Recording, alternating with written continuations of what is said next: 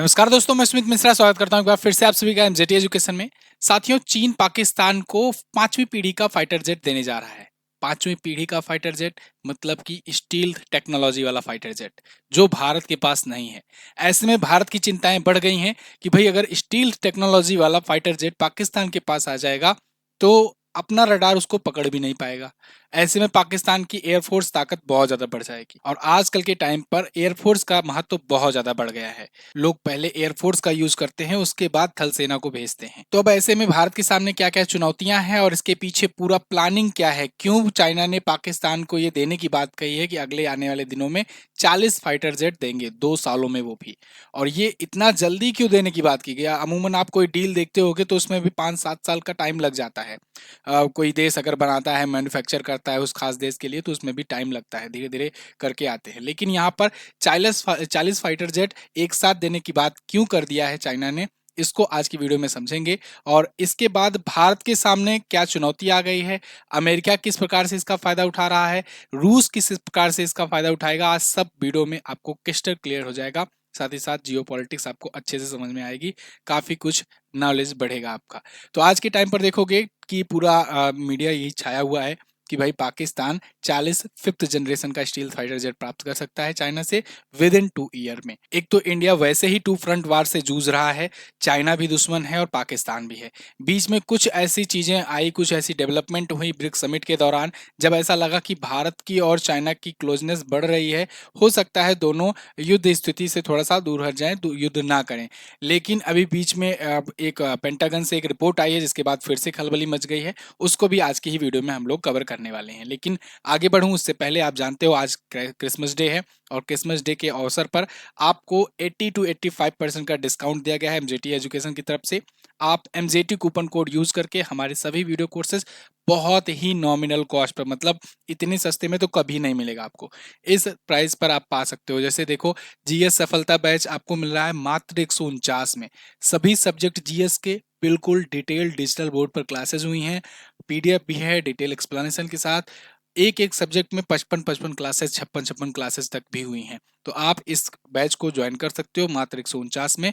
और ऐसे current affair का संकल्प बैच है, ये भी 149 में है। 2024 का पूरा करंट अफेयर टॉपिक वाइज इसमें समझाया गया है, तो आप इसको ले सकते हो। या फिर आरआरबी एनटीपीसी की जो तैयारी कर रहे हो, उसमें चारों सब्जेक्ट का यहाँ पर आपको 149 मिल रहा है। तो ये आज के लिए प्राइस है, ये ह्यूज प्राइस ड्रॉप हुआ है क्रिसमस डे के अवसर पर, ध्यान रखना। एमजेटी ऐप पर ही ये ऑफर मिलेगा और एमजेटी कूपन कोड यूज करने पर ही आपको डिस्काउंट मिलेगा। इसके अलावा ई बुक्स भी बहुत सारी ई बुक्स हैं, जैसे स्टैटिक जीके की ये 19 रुपए में हो गई है, रेलवे साइंस स्पेशल की ये 18 रुपए में है। इसके अलावा ब्रह्मोस जनवरी से सितंबर की ई बुक मात्र 29 रुपए में है। तो ये सब ई बुक का भी फायदा आप उठा सकते हो। ये सब चीजें आपको एमजेटी ऐप से मिलेगी, MJT app Google play store से मिल जाएगा। चलिए टॉपिक पर वापस आते हैं। आप देख रहे हो आर्टिकल ये एनडीटीवी वर्ल्ड का।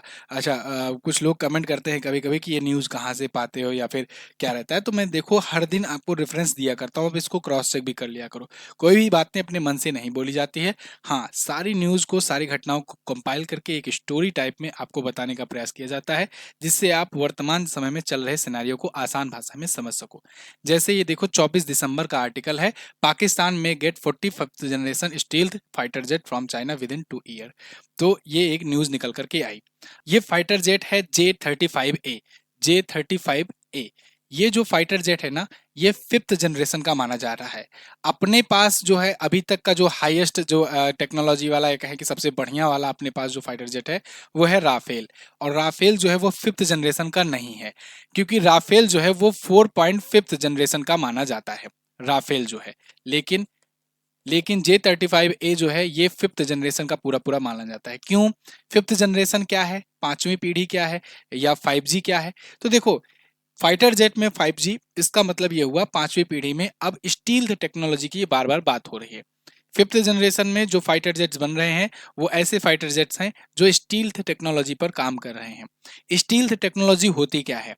स्टील टेक्नोलॉजी एक ऐसी प्रकार की टेक्नोलॉजी है जिसके तहत रडार को चकमा दिया जाता है। रडार जो है वो कैच नहीं कर पाता है कि फाइटर जेट आया, कब गया और कब इसने अटैक किया। तो स्टील टेक्नोलॉजी में जो फाइटर जेट होते हैं उनकी डिजाइन भी थोड़ा सा डिफरेंट होती है, साथ ही साथ उस पर जो कोटिंग की गई रहती है, जो मटेरियल्स की, वो इस प्रकार से होते हैं कि वो रडार से निकलने वाली, आप जानते हो रडार का सिस्टम क्या है, रेडियो डिटेक्शन एंड रेंजिंग इसका फुल फॉर्म होता है रडार का।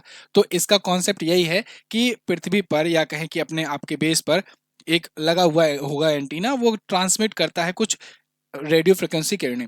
वो रेडियो फ्रिक्वेंसी किरणें जाती हैं और यहाँ से टकरा करके वापस आती हैं। तो वो जब टकरा करके वापस आती हैं तो कितने समय में कितनी दूरी पर वो टकरा करके वापस आ रही हैं, इसी को कैलकुलेट कर लिया जाता है और पता लग जाता है कि वो ऑब्जेक्ट जो आ रहा है या जा रहा है या उड़ रहा है वो कितनी दूरी पर है, किस शेप में है। बाकायदे कई सारी ऐसे तरंगे फेंकी जाती रहती हैं इससे लगातार। लेकिन क्या हो जब वो किरणें जाएं और लौट कर आए ही ना, वो किरणें चली ही जाएं लगातार, तो मतलब ऐसा हो जैसे खुले आसमान में मार रहे हो, खुले आसमान में भेजोगे तो वो किरणें लौट के आएंगी नहीं आएंगी, जब तक वो टकरा कर आएंगे नहीं तब तक पता कैसे चलेगा कि ऑब्जेक्ट कितनी दूर है। जैसे यहाँ पर ऑब्जेक्ट है तो यहाँ से टकरा कर आ गई तो ये पता चल जाएगा कितनी दूरी पर है, यहाँ पर ऑब्जेक्ट है तो यहाँ से टकरा कर आ रही है, तो इसी की लेंथ नाप करके उसी का हाफ करके पता लग जाएगा कि ये कितनी दूरी पर है। लेकिन जब ये किरणें भेजी जाएं और अनंत तक चली जाएं लौटे ही ना, तब फिर पता ही नहीं लग पाएगा कि यहाँ पर कोई ऑब्जेक्ट है कि नहीं।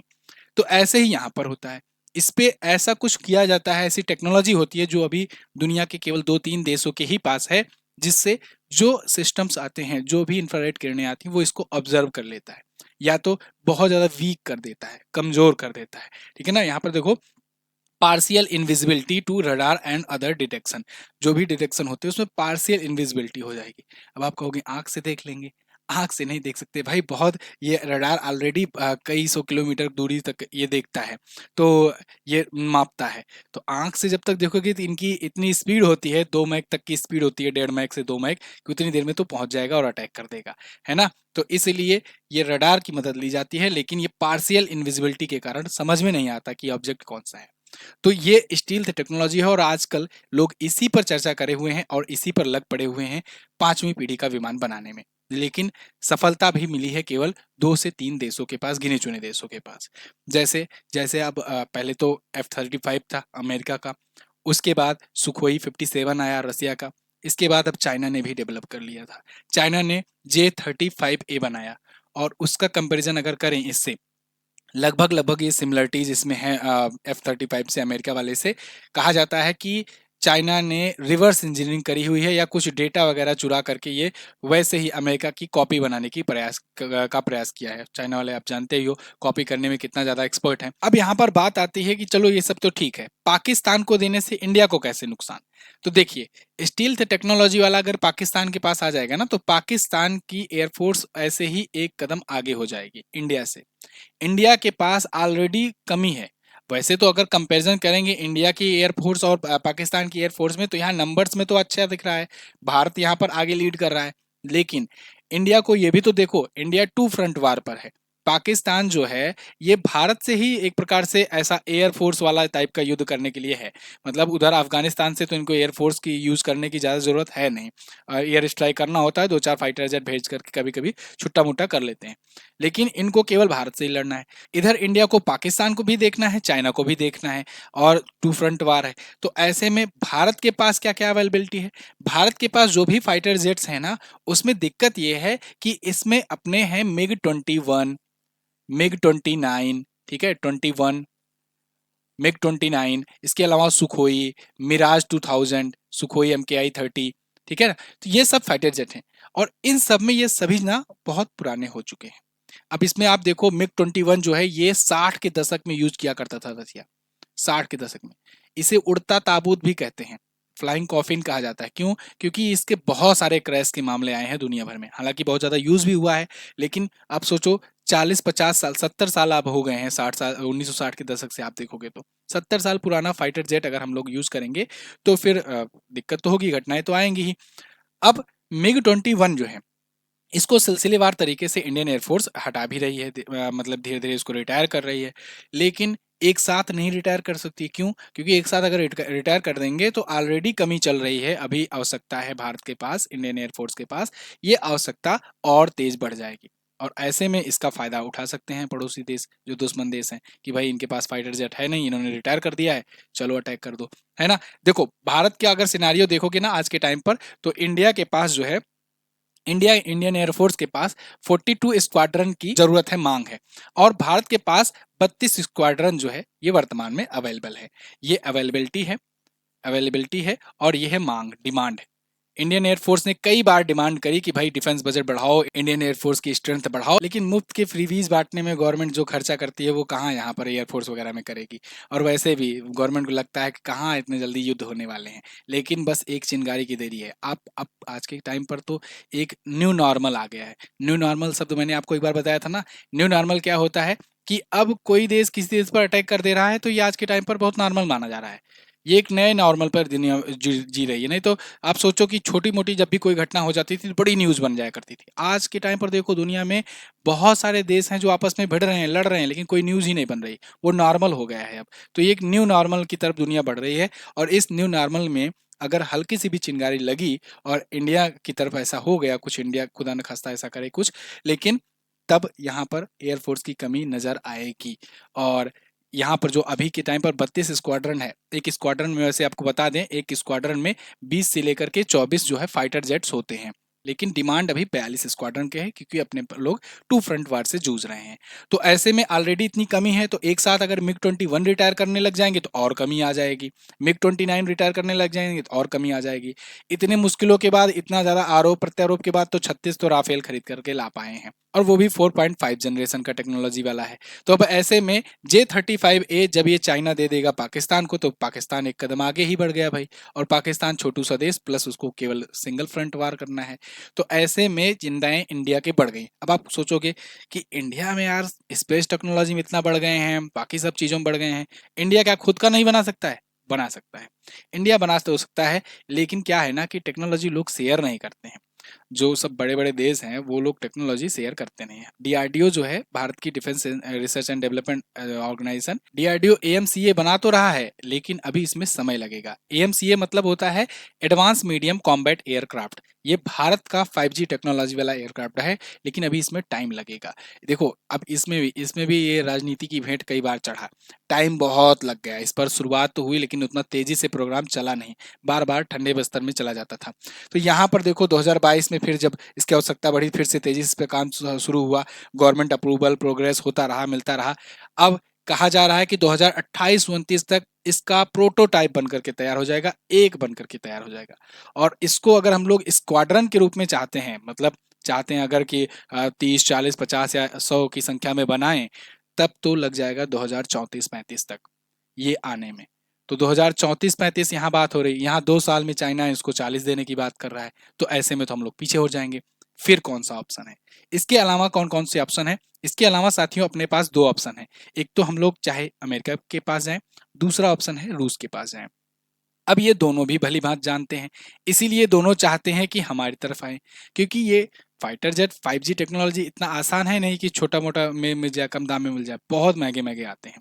तो ऐसे में बिलियंस ऑफ डॉलर की ये डील होगी, और इतने भारी मात्रा में अगर इंडिया ऑर्डर करेगा तो ये हो सकता है सबसे बड़े ऑर्डर्स में से एक हो। तो अमेरिका चाहेगा कि हमसे जुड़ जाएं, हमारी तरफ आ जाएं, रसिया चाहेगा कि हमारी तरफ आ जाएं। तो दोनों ही लगे हुए हैं अपना अपना ऑफर देने में। अमेरिका के ये F-35 है, इसकी खास बात ये है, सबसे बड़ी बात, देखो स्टील्स वगैरह तो टेक्नोलॉजी तो सब है, लेकिन उसके बाद भी ये सबसे एडवांस है। क्यों?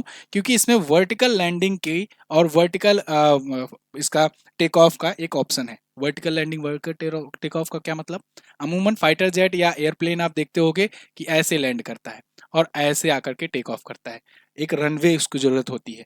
लेकिन जो F-35 है ना, इसको रनवे की जरूरत ही नहीं होती है। ये हेलीकॉप्टर की तरह वर्टिकल लैंड कर जाता है, वर्टिकल लैंड कर जाता है और वर्टिकल ही टेक ऑफ कर जाता है। तो ये सबसे इसको खास बनाता है और सबसे उन्नत बनाता है। तो अमेरिका चाहेगा कि इसको दें। सुखोई 57 रसिया का ये है, रसिया इसको देने की फिराक में है।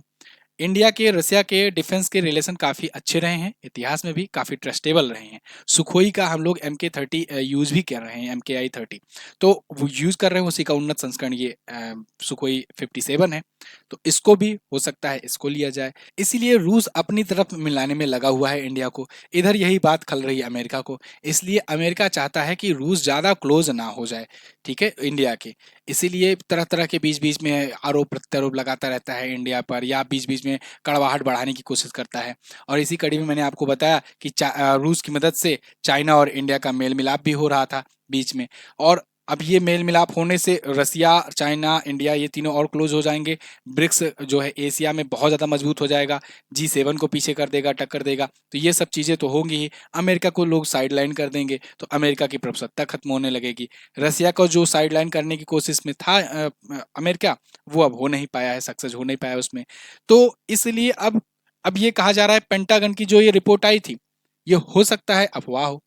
पेंटागन ने कुछ दिन पहले ही अभी ये कहा था, देखिए 19 दिसंबर का ये आर्टिकल है, कि चाइना को एक्सपोज कर दिए हैं भाई। चाइना जो है 1.2 लाख सोल्जर ये इंडियन बॉर्डर्स के करीब ला करके रखा है। अब इसको दोनों तरीके से ले सकते हैं, ये अफवाह के रूप में भी ले सकते हैं और ये सही रिपोर्ट भी हो सकती है। क्योंकि अगर 1.2 लाख सोल्जर अगर इंडियन बॉर्डर्स के करीब आ चुके हैं तो चाइना कुछ ना कुछ गलत प्लानिंग कर रहा है, भारत के खिलाफ कर रहा है। तो इसलिए ये चिंता का भी विषय हो सकता है। और दूसरा, ये एक अफवाह भी हो सकती है जो अभी बीच में आ रहा है कि चाइना और इंडिया क्लोज हो रहे हैं, इनके रिलेशन सुधर रहे हैं। और अमेरिका बिल्कुल नहीं चाहेगा कि इन दोनों के रिलेशन सुधरें, क्योंकि इन दोनों के रिलेशन सुधर गए अगर, और उधर रसिया का तो सुधरा ही है, तो ये तीनों महाशक्ति बनकर के उभरेंगे और ब्रिक्स को एक मजबूत ऑर्गेनाइजेशन बना देंगे। तो ये सब की चीजों को चलते यहाँ पेंटागन की ये रिपोर्ट गलत भी हो सकती है, अफवाह भी हो सकती है।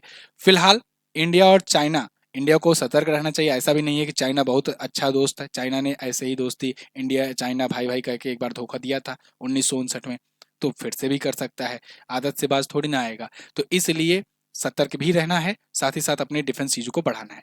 भारत कर क्या रहा है? भारत ने देखिए एक कमेटी का गठन कर दिया है आनन फानन में।